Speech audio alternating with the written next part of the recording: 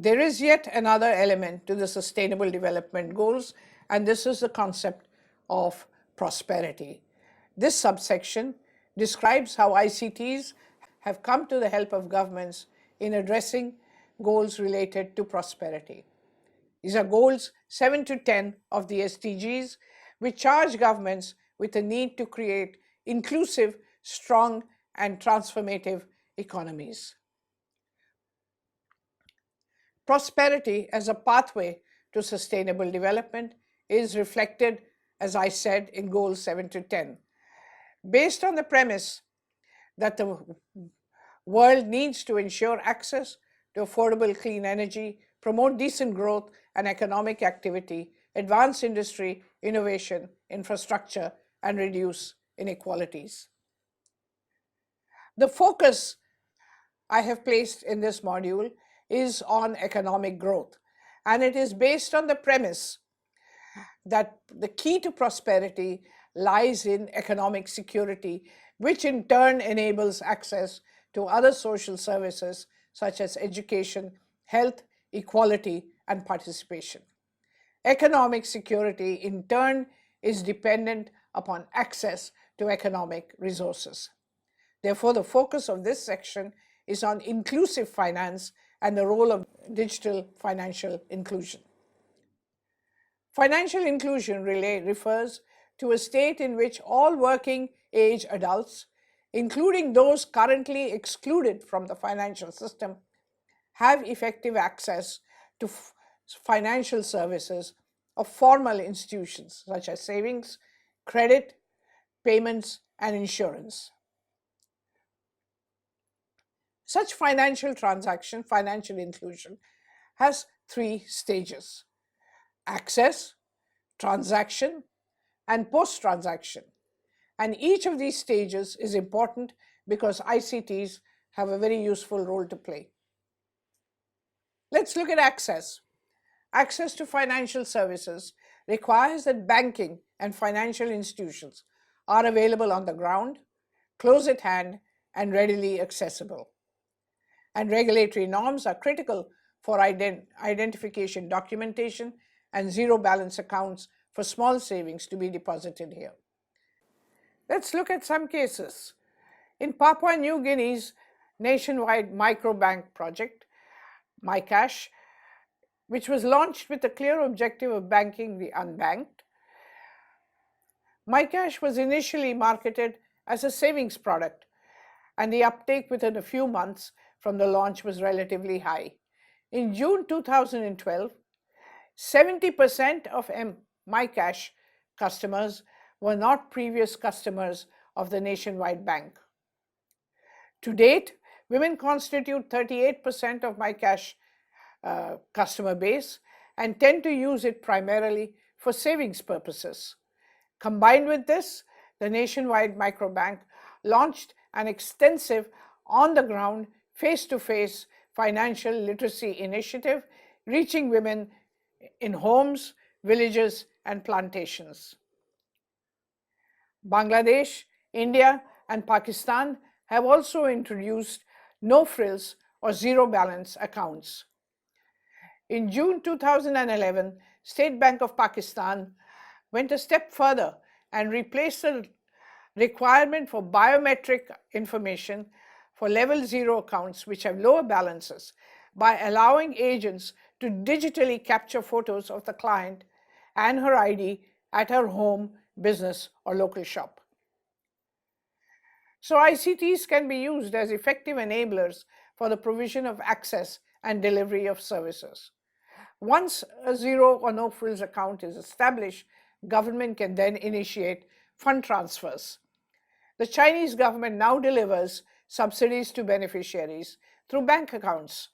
Recipients can visit one of the 900,000 bank agents, such as mom and pop shops, and use their card to collect their funds through an electronic point of sale device. Once they have access, transaction is the next step. The actual act of financial transaction, which often entails going to a bank or financial institution to draw or deposit money, to borrow or make a payment can be simplified using digital solutions. Any number of e-wallets, mobile money platforms, and payment gateways currently exist worldwide.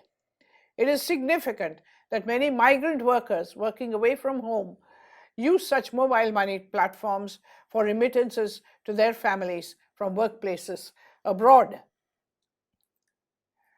To transact on a digital platform, an individual needs to access to at least a feature phone, to have a minimum balance in the account, and to have a minimum level of digital literacy.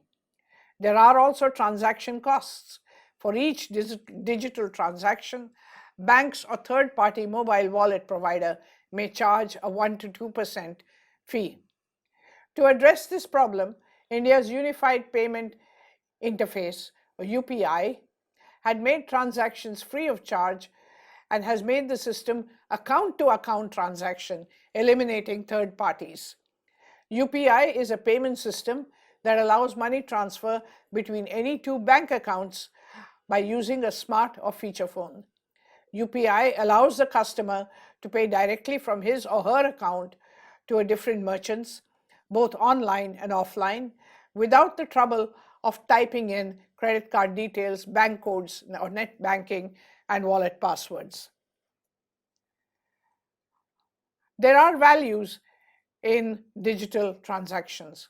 For government, the value of digital finance is that it brings more people into the formal economy, improves efficiency, increases accountability and transparency, reduces tax evasion by large and small enterprises and individuals, and provides vast amounts of financial data on which to base economic decisions. Governments can also use the information thus gathered through registration processes to build an effective database for policy making.